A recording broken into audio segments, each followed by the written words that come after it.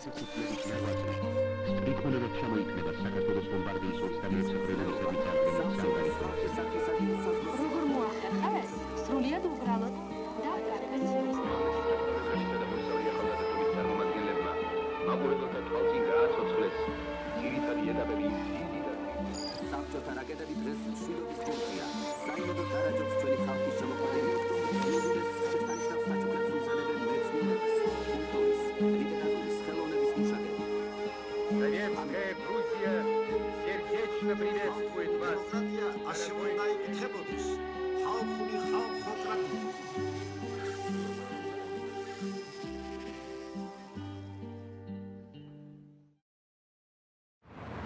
საღამოშიდობის პატრიოტული ტელემაყურებლებო ეთერშია გადაცემა წითელი ზონა. გადაცემა, რომელსაც თქვენთვის რადიო თავისუფლება და საქართველოს ტელევიზიის პირველი არხი ამზადებენ, მე გოგი ვახარეავა. ჩვენ ახლა ვართ სენის სანაპიროზე, პარიზში, საკმაოდ ნაცრისფერი ამინდია. სენის სანაპირო, იმიტომ ავარჩიეთ, რომ დღევანდელი ჩვენი გადაცემა ერთ საკმაოდ სევდიან თემას ეხება. ეს არის ემიგრაციის თემა. გადაცემის ბოლოს ჩვენ ნახავთ ქართველი რეჟისორის ომარ გვასალეას და რუსი რეჟისორის ალექსანდრე სტეფანოვიჩის ფილმს, რომელსაც ქვია ცხოვრების უფლება. ეს სურათი 1972 წელს არის გადაღებული და შეიძლება ითქვას, რომ საქართველოში ალბათ სულ 1-2 ადამიანია, რომელსაც ეს ფილმი ნანახი აქვს. ფილმი, რომელიც გვიამბობს საბჭოთა ფსიქოანალიტიკოსზე, ლენინგრადელ ფსიქოანალიტიკოსზე, თავისთავად უკვე საინტერესოა ეს პროფესია, რომელიც დასავლეთის რომელიღაც ქალაქში ჩადის, გადაღებულია ეს ყველაფერი აღმოსავლეთ ბერლინში და გადაწყვეტს დარჩეს აქ, კაპიტალისტურ ქვეყანაში, მაგრამ კაპიტალისტურ ქვეყანას და კაპიტალისტური სისტემის წესებს ვერ ეგუება და ისევ უნდა დაბრუნება თავის სამშობლოში. აი სწორედ ამ ფილმის რეჟისორი ალექსანდრე სტეფანოვიჩი ამბობდა, რომ პირველად ფილმის გადაღების იდეა დაებადა პარიზში, სენის სანაპიროზე, როცა მიუყვებოდა ამ სანაპიროს ძალიან ცუდ ამინდში და ფიქრობდა, დერდა თუ არა დარჩენა უცხო ქალაქში.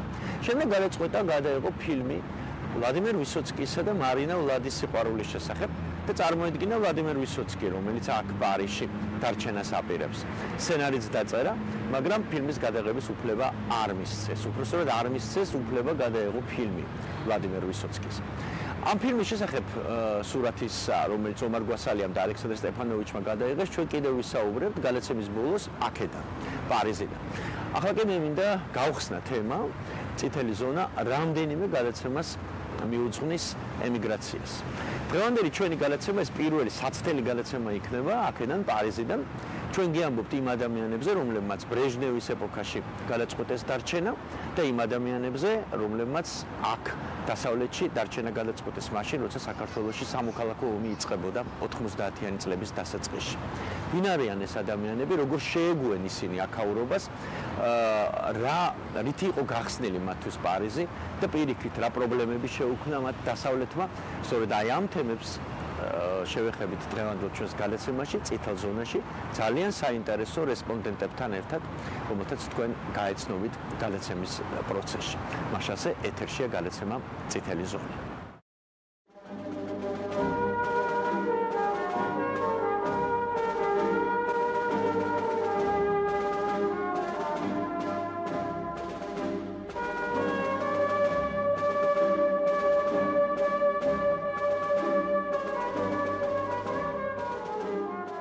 თქვენ უღალატეთ კლასიკურ ბალეტს, უთხრა საბჭოთა კავშირის კულტურის მინისტრმა ეკატერინე ფურცევამ მაია პლისეცკაიას. ძნელი წარმოსადგენია, რომ ამ საბჭოთა ჩინოვნიკს, რომელმაც 50-იან წლებში, როცა საბჭოთა კავშირის იდეოლოგიას ხელმძღვანელობდა, დაიბარა ყველაზე სახელგანთქმული საბჭოთა ექიმები და უთხრა პირველი მაისისთვის კიბოს წამალს თუ არ გამოიგონებთ, ყველას დაგაპატიმრებთო. ძნელი წარმოსადგენია, რომ მართლაც აღელვებდა კლასიკური ბალეტის ბედი.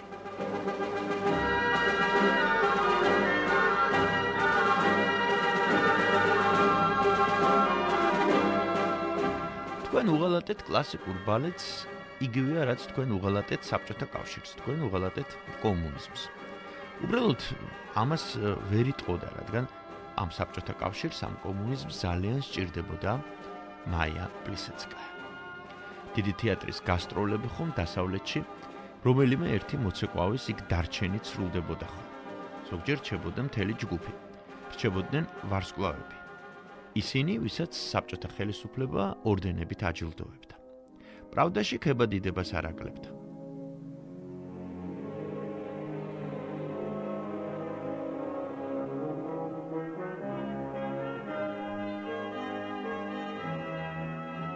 ხოდა ერთჩვენიერ დღეს დასავლეთის რომელიმე ქვეყანაში აეროპორტშივე თხოვლობდნენ თავშესაფარს. პრავდა ელოდებოდა ცეკას გადაწყვეტილებებს და მერე ბეჭდავდა სტატიას სათაურით მოღალატე. ჰოლივუდი ამ სიუჟეტებზე ფილმებს იღებდა. ვარსკვლავები, რომლებიც ბოროტების იმპერიას გაურბოდნენ. ხოდა როცა გარბის ყველა, იმას მაინც უნდა მოეფერო, რომელიც წასვლას თითქოს არ აპირებს. მაგრამ საბჭოთა კავშირის კულტურის მინისტრი ეკატერინე ფურცევა, როგორც ამბობენ, პირდაპირი ქალი იყო.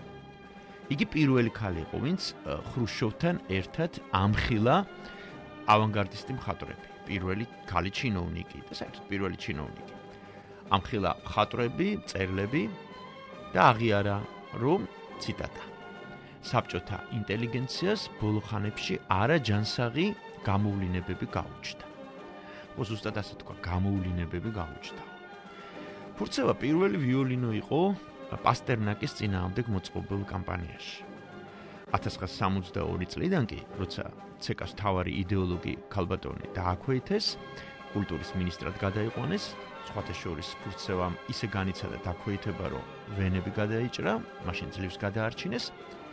საბჭოთა კულტურის მთავარ ჩინოვნიკს დაევალა დაემუშავებინა კულტურის ყველა მუშაკი, ვინც დასავლეთში საგასტროლოდ ემზადებოდა. იძახებდა მათ კაბინეტში, ესაუბრებოდა 1000 გვარ საშიშროებაზე დასავლეთში. ფრთხილად იყავით, შეიძლება ჩანთაში ნარკოტიკი ჩაგიგდონ ან გაგაუპატიურონ. და თუ ცდუნებას ვერ გაუძლებთ და იქ დარჩენას მოინდომებთ, იცოდეთ, თქვენს ნათესავებს აქ უსიამოვნება არ ასწდებათო. საბჭოთა კავშირში არ გვჭირდება მოღალატეების ნათესავები.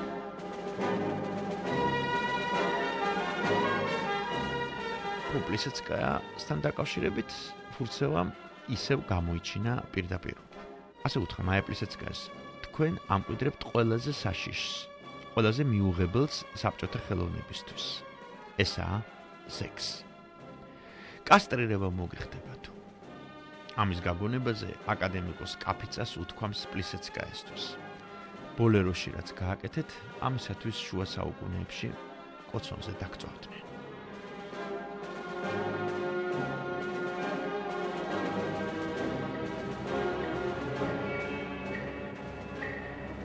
იდეაში ასეთი კოცონი არა აქ, არამედ იქ ინთებოდა. დიახ, ეს მამაკაცების თავზე ტომარა ჩამოცმული მამაკაცების ჯგუფი ამერიკელი რასისტები არიან. და ისინი, როგორც ამ ფილმში გვეუბნებიან, უსწორდებიან შავკანიანებს, ინდიელებს, უსწორდებიან ებრაელებსაც. ყოველ შემთხვევაში ამას ამტკიცებენ იმ საბჭოთა დოკუმენტური ფილმების თუ ტელერეპორტაჟების ავტორები, რომლებიც დასავლეთში მუშაობდნენ. ერთ-ერთ საერთაშორისო მიმომხილველს ვალენტინ ზორინს შეერთებული შტატები ებარა. მისი სიუჟეტების ორი თემაა წამყვანი, ეს არის სექსი და ძალადობა. Американские газеты в эти дни пишут о том, что вновь поднялись цены на продукты питания и о том, что положение доллара непрочно, о раскрытии в Нью-Йорке большой шайки, занимавшейся распространением наркотиков среди школьников, и о выходе на экраны новых сексуальных боевиков, затмевающих бесстыдством все известное до сих пор, о войне, о том, что в джунглях Индокитая продолжают умирать люди. Американские газеты сейчас почти не пишут, но люди умирают. აი შეხედეთ, როგორ ერთობიან იმპერიალისტები. ან რას უჩვენებენ ამერიკულ ტელევიზიაში. Находясь в Канзас-Сити, мы провели день у телевизора. Всего один день. Чего только не запечатлела наша камера, которой мы снимали с телеэкрана. Утро, разумеется, началось с телемолитвы. А как же иначе? Недаром же президент связывает с этим идею американского превосходства. Днем на экране обильно потекла кровь. Один за другим шли детективные боевики, где смаковались все возможные виды драк, убийств, преступлений. Затем последовали весьма модные фильмы ужасов, замысел которых никак не согласовывается с утренними проповедями о любви к ближнему. А вечером по телевидению стали показывать сцены, о которых, как говорится, не принято поминать в приличном обществе. Поток непристойностей, лившийся с экрана, помимо всего прочего, вызывал вопрос: а что делать родителям, у которых несовершеннолетние дети? Крутить переключатель каналов бесполезно. Перемежаемое рекламой, везде было одно и то же.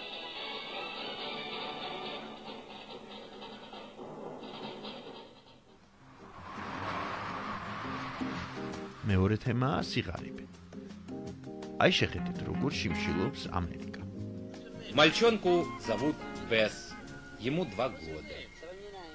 На вопрос, чего ему хочется, отвечает: хочу кушать.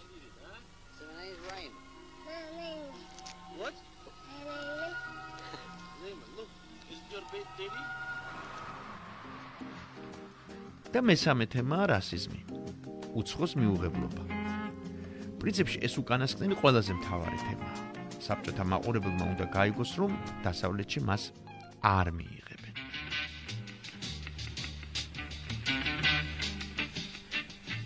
Какая уж тут вежливость и обходительность.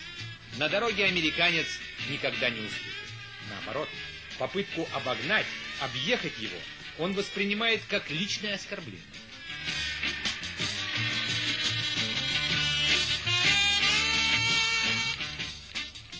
Заметил я, правда, и другое.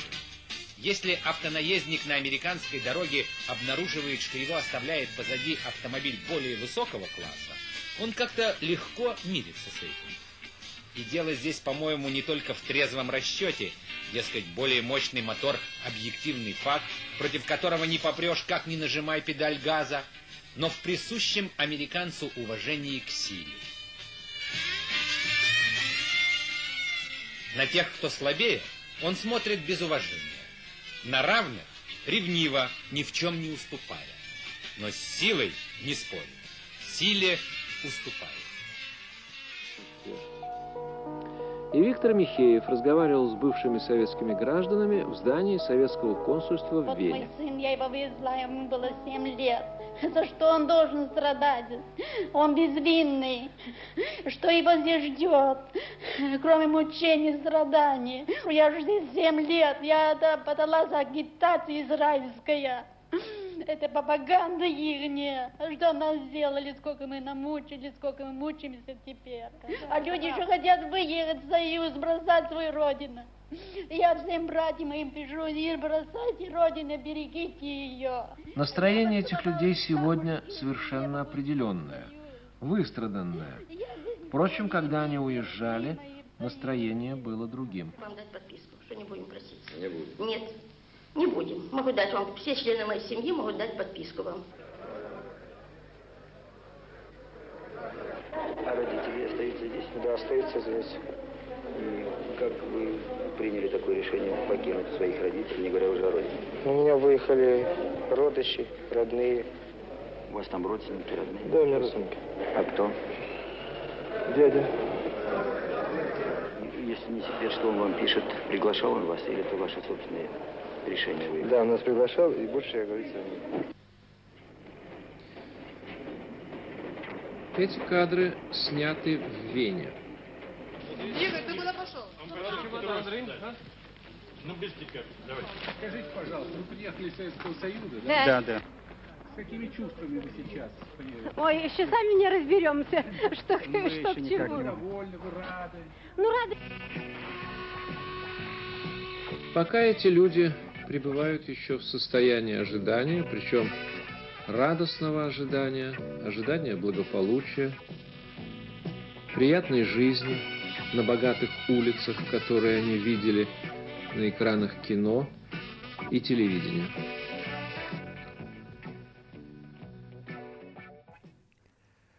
ეს უკვე მხატვრული ფილმის ფრაგმენტი გახლავთ. გლებ პამფილოვის ფილმი თემა.